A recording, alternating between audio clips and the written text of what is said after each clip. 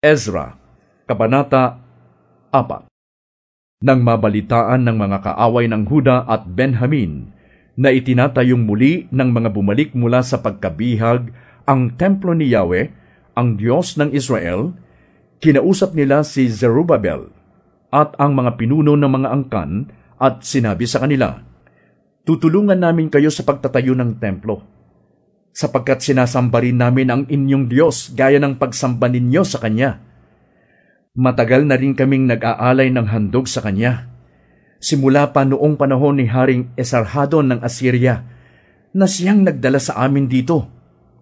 Ngunit sinabi sa kanila ni na Zerubbabel, Josue at ng iba pang mga pinuno ng mga angkan, "Wala kayong karapatang tumulong sa amin para itayo ang templo ng aming Diyos. Gaya ng ipinag-utos ni Haring Ciro ng Persia, kami lamang ang magtatayo nito para kay Yahweh, ang Diyos ng Israel." Dahil dito, ginulo at tinakot ng mga dati nang naninirahan sa lupaing iyon ang mga Hudyo upang hindi makapagtrabaho ang mga ito. May sinuhulan din silang mga opisyal ng pamahalaan ng Persia upang kumilos laban sa mga Hudyo at sirain ang plano ng mga ito. Ginawa nila ito mula noong panahong si Ciro pa ang emperador ng Persia hanggang sa panahon ng paghahari ni Dario.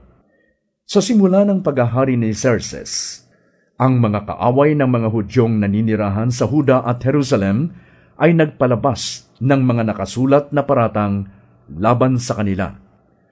Noon namang naghahari si Artaxerxes ng Persia, lumiham dito sina Bislam, Mitredat at Tabeel, kasama ang kanilang mga kapanalig. Sinulat ang liham sa wikang Aramaiko, kaya't kinailangang isalin sa pagbasa. Sumulat din si Rehum na gobernador at si Simsai na kalihim ni Haring Artaxerxes tungkol sa kanilang pagtutol sa mga nangyayari sa Jerusalem. Mula kina Rehum na gobernador at Simsai na kalihim, mula sa kanilang mga kapanalig na hukom, pinuno at sugo na galing sa Erek, Babylonia at Susa sa lupain ng Elam, kasama ng mga iba pang inilipat at pinatira ng dakila at makapangyarihang si Assurbanipal sa lungsod ng Samaria at sa mga lugar sa lalawigang kanluran ng Euphrates. Ito ang nilalaman ng liham. Isang pagbati sa kanyang kamahalan, Haring Artaxerxes, buhat sa kanyang mga lingkod sa kanluran ng Euphrates.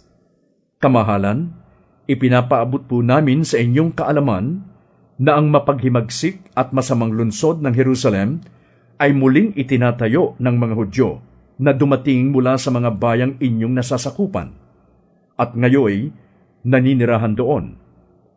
Naisaayos na po nila ang mga pundasyon ng lungsod at kasalukuyan namang itinatayo ang mga pader.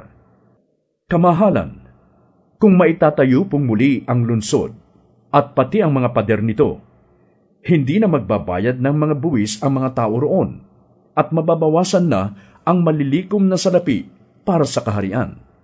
Hindi po kami makakapayag na mangyari ito sapagkat kami po'y may pananagutan sa inyong kamahalan. Ipinababatid namin ito sa inyo upang siyasatin ang talaan ng kasaysayan ng inyong mga ninuno. Matatagpuan po ninyo at mapapatunayan sa mga nakatalang kasaysayan na ang lungsod na ito ay mapaghimagsik at sakit ng ulo ng mga naunang hari at ng mga pinuno ng mga lalawigan. Noon pa may mahirap ng pamahalaan ang mga tao sa lungsod na ito. Iyan po ang dahilan, kaya ito'y winasak. Ipinapaalam lamang po namin sa inyong kamahalan na kapag naitatag na ang lungsod at ang mga pader nito, tapos na rin po ang inyong pamamahala sa lalawigang kanluran ng Euphrates. Ito naman ang sagot na ipinadala ng hari.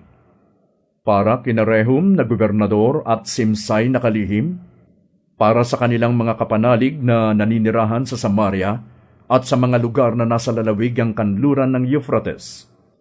Isang pagbati ang pinararating ko sa inyo. Ang liham na ipinadala ninyo ay isinalin sa aking wika. at binasa sa harapan ko. Kaya't ipinag-utos kong gawin ang isang pagsisiyasat. At napatunayan na noong pamangunang panahon ay naghimagsik na ang mga taga-Jerusalem laban sa mga hari. At ang paghihimagsik at pagsalungat nila sa pamahalaan ay naging karaniwang pangyayari na lamang doon. Binabayaran nga ng buwis ang mga makapangyarihang hari sa Jerusalem na naghari noon sa buong lalawigang kanluran ng Euphrates.